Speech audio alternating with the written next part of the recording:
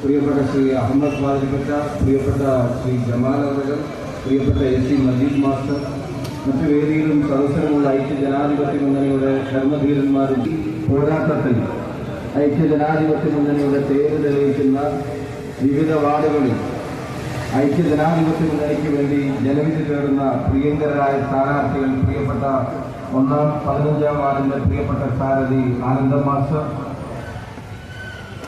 ഒരു അഭിവാദ്യം എല്ലാവരും രവീന്ദ്രൻ അവരുകൾ, 13ാം വാർഡിൽ നിന്ന് നമുക്ക് വേണ്ടി ജനവിധി തേടുന്ന പ്രിയങ്കരിയായ അവിഷ്ണ ചട്ടിപ്പറമ്പത്ത് യുവ പ്രിയപ്പെട്ട 12ാം വാർഡിന്റെ സ്ഥാനാർത്ഥി മുസ്ലിം ലീഗിന്റെ പഞ്ചായത്ത് ജനറൽ സെക്രട്ടറി കൂടിയായ പ്രിയപ്പെട്ട നാസറുദ്ദീൻ മാസ്റ്റർ, പ്രിയങ്കരിയായ 11ാം വാർഡിന്റെ സാരഥി പ്രിയപ്പെട്ട ശരഫുന്നീസ ടീച്ചർ, 10ാം വാർഡിന്റെ പ്രിയപ്പെട്ട സാരഥി ശ്രീമതി രജീന, നമുക്ക് വേണ്ടി ജനവിധി തേടുന്ന 9ാം വാർഡിന്റെ പ്രിയപ്പെട്ട സ്ഥാനാർത്ഥി പ്രിയപ്പെട്ട NP ജിതേഷ്, 8ാം വാർഡിന്റെ പ്രിയങ്കരിയായ സാരഥി ഗീത രാമകൃഷ്ണൻ, 7ാം വാർഡിന്റെ പ്രിയപ്പെട്ട സാരഥി നസീമ, 6ാം വാർഡിന്റെ പ്രിയങ്കരനായ സ്ഥാനാർത്ഥി സാരഥി പ്രിയപ്പെട്ട ശ്രീ NK നസീർ, 5ാം വാർഡിന്റെ പ്രിയപ്പെട്ട സാരഥി CK സലി, അതുപോലെ തന്നെ 4ാം വാർഡിൽ നിന്ന് നമുക്ക് വേണ്ടി ജനവിധി തേടുന്ന പ്രിയപ്പെട്ട രമ്യ, 3ാം വാർഡിന്റെ പ്രിയപ്പെട്ട സ്ഥാനാർത്ഥി CK അബ്ദുൽ മാസ്റ്റർ, 2ാം വാർഡിൽ നിന്ന് ജനവിധി തേടുന്ന പ്രിയപ്പെട്ട PT രാധാ അവറുകൾ, 1ാം വാർഡിൽ നിന്ന് മത്സരിക്കുന്ന പ്രിയപ്പെട്ട മുരളി കുളങ്ങരത്ത്, മറ്റ് പ്രിയപ്പെട്ട നേതാക്കന്മാരെ, സഹപ്രവർത്തകരെ, കക്കത്തിലും പരിസര പ്രദേശത്തിൽ ഞങ്ങളെ കേൾക്കുന്ന കുന്നുമ്മൽ പഞ്ചായത്തിലെ പ്രിയപ്പെട്ട ജനാധിപത്യ വിശ്വാസികളെ, സഹോദരി സഹോദരന്മാരെ, സഹപ്രവർത്തകർ, ദീർഘമായ പ്രസംഗത്തിൽ ഞാൻ മുതിർന്നില്ല. ഇതിനുശേഷം പുറമേരിയിലും അതിനുശേഷം വടകരയിലും ഇന്ന് തന്നെ മച്ചാടും തുറയിലും പയ്യോളിയിലും ഒക്കെ പരിപാടികളുണ്ട്. എല്ലായിടത്തും ഒന്ന് മുഖം കാണിക്കാൻ വേണ്ടി പരമാവധി ശ്രമിക്കണം എന്ന് ആഗ്രഹിക്കുന്നു. ഇന്ന് ഇവിടെ പ്രഖ്യാപിച്ച സ്ഥാനാർത്ഥികൾ കക്കത്തിൽ നിന്നുകൊണ്ട് ജനങ്ങളോട് പറയാൻ ആഗ്രഹിക്കുന്നു. കഴിഞ്ഞ 5 പതിറ്റാണ്ടിലധികമായി ഭരണം തുടർച്ചയായി നിങ്ങൾ ഏൽപ്പിച്ച രാഷ്ട്രീയ പ്രസ്ഥാനം നിങ്ങൾ അവർക്ക് നൽകിയ സ്നേഹത്തിന്റെ തോതിൽ നിങ്ങൾക്ക് തിരിച്ചു കിട്ടിയിട്ടുണ്ടോ എന്നുള്ള ആത്മപരിശോധന നടത്താൻ ഈ പഞ്ചായത്തിലെ ജനങ്ങൾ തയ്യാറാകുന്ന ഒരു തെരഞ്ഞെടുപ്പാണ് ഇത് എന്ന് സ്നേഹപരിശോധന ഓർമ്മിപ്പിക്കാൻ ആഗ്രഹിക്കുന്നു. 5 പതിറ്റാണ്ടിനപ്പുറത്തേക്ക് തുടർച്ചയായി നൽകിക്കൊണ്ടിരിക്കുന്ന ഭരണസാരഥ്യത്തിന്റെ അധികാരത്തിന്റെ കടിഞ്ഞാൻ കയ്യിലുള്ളതിന്റെ വികസന മുന്നേറ്റങ്ങൾ ഈ പഞ്ചായത്തിലുണ്ടായിട്ടുണ്ടോ എന്ന് പരിശോധിക്കണം. ഈ റോഡിന്റെ വശങ്ങൾ കാണുന്നതിനപ്പുറത്തേക്ക് പഞ്ചായത്തിലെ വികസന കാര്യങ്ങളിൽ എന്ത് നേട്ടമാണ് കഴിഞ്ഞ 5 പതിറ്റാണ്ട് അടുപ്പിച്ചു കൊടുത്ത ഭരണത്തിന്റെ ഒടുവിൽ കിട്ടിയത് എന്ന പരിശോധന ഇവിടുത്തെ ജനങ്ങൾ അത് ആത്മാർത്ഥമായി നടത്താൻ തീരുമാനിച്ചാൽ തീർച്ചയായും ഇത്തവണത്തെ ജനവിധിയിൽ മാറ്റങ്ങളുടെ ലക്ഷണങ്ങളുണ്ടായിരിക്കും എന്നുള്ള കാര്യത്തിൽ ഒരു സംശയം വേണ്ട എന്ന് സൂചിപ്പിക്കാൻ ആഗ്രഹിക്കും. ജനങ്ങളാണ് ഏറ്റവും വലിയ ശക്തി എന്നതുകൊണ്ട് തന്നെ അവർ തീരുമാനമെടുക്കട്ടെ. ആ തീരുമാനം ഐക്യജനാധിപത്യ മുന്നണിക്ക് അനുകൂലമായി നമ്മൾ ഏതെങ്കിലും വാർഡെടുക്കുന്ന ഒരു തീരുമാനവും പാഴായി പോകില്ല എന്നുള്ള ഉറപ്പ് ഈ നാട്ടിലെ വലിയ ജനപ്രതിനിധി എന്ന നിലയ്ക്ക് ഞാനും കുറച്ച് വരുമ്പോഴേക്ക് നൽകാൻ ആഗ്രഹിക്കുക. ഈ പഞ്ചായത്തിന്റെ വികസന പ്രശ്നങ്ങളും പഞ്ചായത്തിന്റെ മുരടിപ്പുമായി ബന്ധപ്പെട്ട പ്രശ്നങ്ങളൊക്കെ ഇവിടുത്തെ നേതാക്കന്മാർ നിങ്ങളോട് വിശദമായി സംസാരിച്ചവരാണ്. അടുത്ത ദിവസങ്ങൾ അതിന്റെ പ്രചരണങ്ങളും നടക്കും. സംസ്ഥാനത്തെ രാഷ്ട്രീയ സാഹചര്യങ്ങളും തീർച്ചയായിട്ടും നാട്ടിലെ ജനങ്ങൾ വിലയിരുത്തുമെന്ന കാര്യത്തിൽ സംശയം വേണ്ട. ഏറ്റവും ഒടുവിൽ ചെന്നിട്ട് അവസാനം സ്വാമി അയ്യപ്പന് പോലും രക്ഷയില്ലാത്ത തലത്തിലേക്ക് ഈ നാടിൽ അഴിമതി അതിന്റെ എല്ലാ പരിമിതികളും ലംഘിച്ച് മുന്നോട്ട് പോയത് നിങ്ങൾ കണ്ടതാണ്. ശ്രീകോവിൽ തുറക്കുന്ന സാധാരണ ഒരു വിശ്വാസി കാണുന്നത് പൊന്നയ്യപ്പനെയാണെങ്കിൽ ഇവിടുത്തെ ഗവൺമെന്റിന് വേണ്ടപ്പെട്ട ദേവസ്വം ബോർഡുകാരും ആ ദേവസ്വം ബോർഡിന് വേണ്ടപ്പെട്ട തട്ടിപ്പുകാരും അവർ ശ്രീകോവിൽ തുറക്കുമ്പോൾ കാണുന്നത് പൊന്നയ്യപ്പനെ അല്ല പൊന്ന് മാത്രമാണ് എന്നുള്ളത് നമ്മൾ കണ്ടു.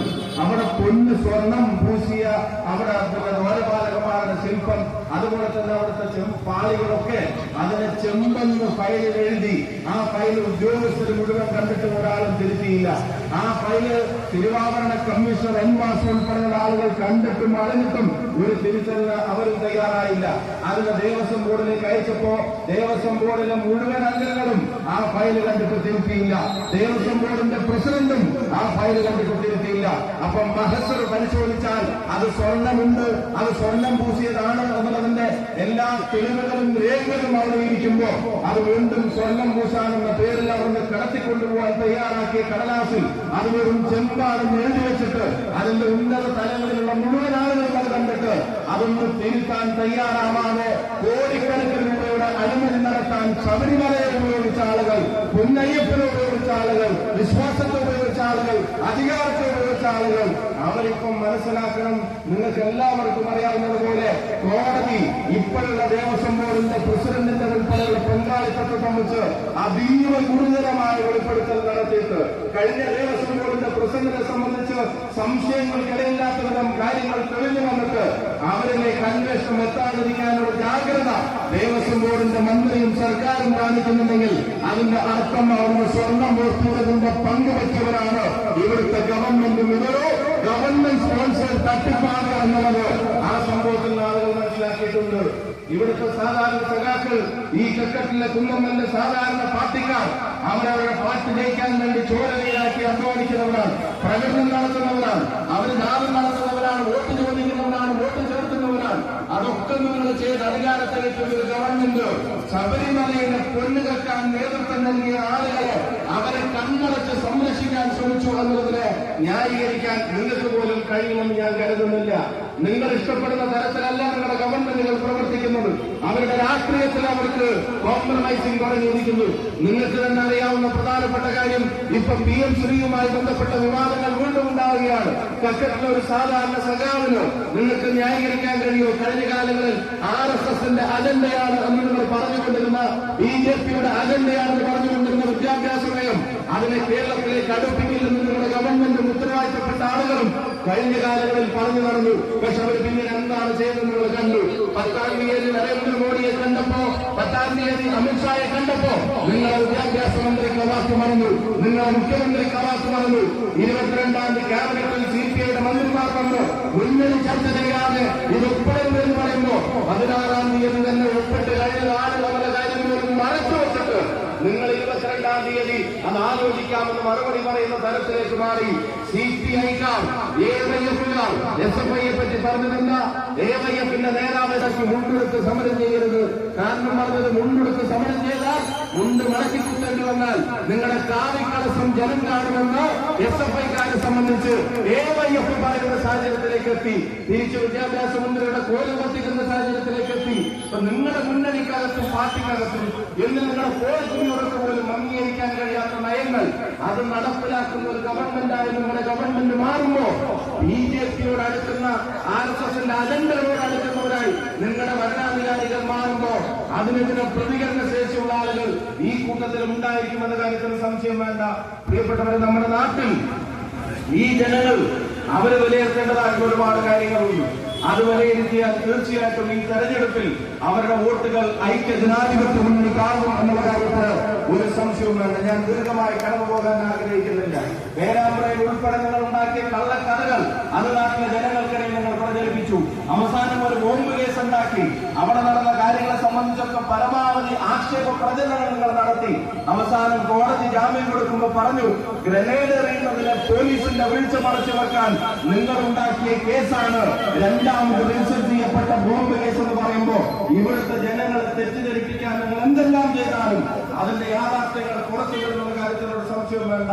അത് മുടിയ മാറ്റാനുള്ള ഒരു പോരാട്ടത്തിന്റെ ഭാഗമായി ഈ സാരഥികൾ അവർക്ക് നിങ്ങൾ കൊടുക്കുന്ന ഓരോ വോട്ടും അത് കുന്നുമ്മൽ പഞ്ചായത്തിന്റെയും കക്കട്ടിന്റെയും നല്ല ഭാവിയിലേക്കുള്ള ഒരു പ്രധാനപ്പെട്ട ചുവടുവെപ്പായിരിക്കും.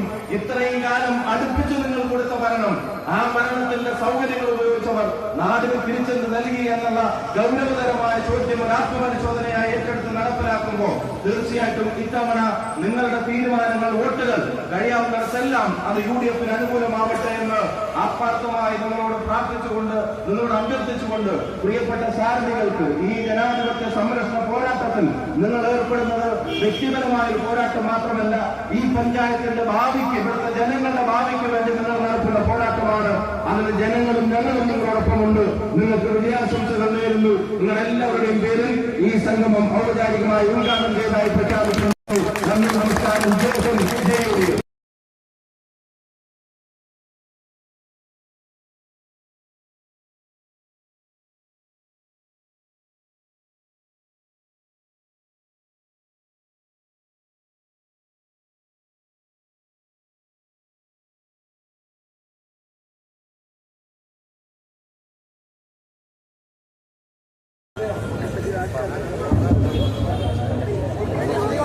ബഹുമാന്യനായ ഇവിടെയുള്ള സ്ഥാനാർത്ഥികളെ കുറിച്ച് മണ്ഡലം കോൺഗ്രസ് കമ്മിറ്റിയുടെ പ്രസിഡന്റ് ശ്രീമാൻ ആനന്ദ മാസ്റ്ററും അതുപോലെ ബ്ലോക്ക് കോൺഗ്രസ് കമ്മിറ്റിയുടെ സെക്രട്ടറി ശ്രീ രവീന്ദ്രനും അതുപോലെ ശ്രീ അബ്ബുമാസ്റ്ററും അതുപോലെ പഴയ മെമ്പർ ശ്രീ മുരളിയും പഴയ പഞ്ചായത്ത് മെമ്പറായിരുന്ന ശ്രീ നിസാമുദ്ദീൻ മാസ്റ്ററും ഒക്കെ എന്റെ പ്രിയപ്പെട്ട സഹോദരന്മാരായ എല്ലാ സുഹൃത്തുക്കളെയും നിങ്ങൾക്ക് സ്വാമി പരിചയപ്പെടുന്നുണ്ട്. അവരെ വിജയിപ്പിക്കുവാനുള്ള രാഷ്ട്രീയമായ നേതൃത്വമായി ഈ തെരഞ്ഞെടുപ്പ് കാലം നമുക്ക് മുമ്പോട്ട് പോകണം എന്ന് മാത്രം പറഞ്ഞുകൊണ്ട് ഈ പരിപാടിക്ക് എല്ലാവിധ അഭിവാദ്യങ്ങൾ ലഭിച്ചുകൊണ്ട് ഞാൻ അവസാനിപ്പിക്കുന്നു. ത്രിതല പഞ്ചായത്ത് തെരഞ്ഞെടുപ്പിലേക്കുള്ള ആരവം നാടും നഗരവും ഉത്സവലഹരിയിലേക്ക് പോയിക്കൊണ്ടിരിക്കുന്ന സാഹചര്യത്തിലാണ് അതിന്റെ ഓരം ചേർന്നുകൊണ്ട് തന്നെ കേരളത്തിലെ യുവ നേതാവും വളരെയേറെ പ്രിയങ്കരനായ എം പിയുമായ ആദരണീയനായ സഖികൾ കടമെടുത്ത് പറഞ്ഞാൽ 6 പതിറ്റാണ്ടുകാലം എതിരാളികളില്ലാതെ ഒരു രാഷ്ട്രീയ പാർട്ടിയുടെ ഭൂരിപക്ഷത്തിൽ ഈ ഗ്രാമപഞ്ചായത്തിന്റെ ഭരണം നാളിതുവരെ കൈയാളിയ ഒരു മുന്നണിയും ഒരു പാർട്ടിയും ഇവരെ ഭരണസാരഥ്യത്തിലെത്തിയ ഈ ജനങ്ങളോട് എന്ത് തിരിച്ചു കൊടുത്തു, അവരോട് എന്ത് നീതി പ്രവർത്തിച്ചു എന്ന് പരിശോധിക്കേണ്ട ഒരു അവസരമാണ് ഈ തെരഞ്ഞെടുപ്പ് വേള എന്ന് പറയുന്നത്. ഒരുപാട് തെരഞ്ഞെടുപ്പുകൾ പ്രത്യേകിച്ച് ഗ്രാമപഞ്ചായത്തിലേക്ക് നമ്മൾ സാക്ഷ്യം വഹിക്കുകയുണ്ടായി. ഓരോ തെരഞ്ഞെടുപ്പിനെയും അതിൻ്റെതായ പ്രാധാന്യത്തോടുകൂടി നമ്മൾ കാണുകയും ആ തെരഞ്ഞെടുപ്പിനെ നേരിടുകയും ചെയ്തപ്പോ ഈ ഒരു തെരഞ്ഞെടുപ്പ് എന്ന് പറയുന്നത് നിക്ഷേപിക്കൂ. പാവപ്പെട്ട കണാരന്റെയും തൊക്കന്റെയും നാടുവിന്റെയും ജീരയുടെയും ആനന്ദന്റെയും കയ്യിൽ നിൽക്കേണ്ട പണം എന്തിന് പഞ്ചായത്തിന്റെ ഓൺ ഫണ്ടിൽ കൊണ്ട് നിക്ഷേപിച്ച് ബാങ്കിൽ കൊണ്ട് നിക്ഷേപിക്കുന്നു? അത് അവർക്ക് കൊടുത്താൽ പോരെ. നിങ്ങൾക്ക് പണം ആവശ്യമുള്ളപ്പോൾ പണം അടക്കണമെന്ന് പറഞ്ഞപ്പോൾ വന്നും ജനങ്ങൾ അടക്കൂലേ? ആ പ്രശ്നം ഇതുവരെയും പഞ്ചായത്ത് പരിഹരിക്കാൻ കഴിഞ്ഞിട്ടില്ല. ആ പ്രശ്നത്തിനെതിരെ പരിഹാരം കണ്ടേ പറ്റൂ. UDF ജനങ്ങളുടെ മുമ്പിൽ വെക്കുന്ന ഒരു വാഗ്ദാനം, UDF അധികാരത്തിൽ വന്നാൽ കുടിവെള്ള പ്രശ്നം ഈ സുവർണാവസരം ഉപയോഗപ്പെടുത്തി ഈ വരുന്ന ഡിസംബർ 11-ാം തീയതി തെരഞ്ഞെടുപ്പ് നടക്കുമ്പോൾ കക്ഷി രാഷ്ട്രീയ ഭേദമന്യേ നമ്മുടെ സ്വപ്നങ്ങൾ പൂവണിയാൻ, നമ്മുടെ പ്രതീക്ഷകൾക്ക് പേരാൻ, നമ്മുടെ ആഗ്രഹങ്ങൾ സഫലീകരിക്കാൻ തക്ക ശക്തിയുള്ള ഈ UDF-നെ വിജയിപ്പിക്കണമേ എന്ന അഭ്യർത്ഥനയാണ് പറയാനുള്ളത്. ഈ UDF വിജയിച്ചു വന്നാൽ ഒരിക്കലും ഒരു നിലവിൽ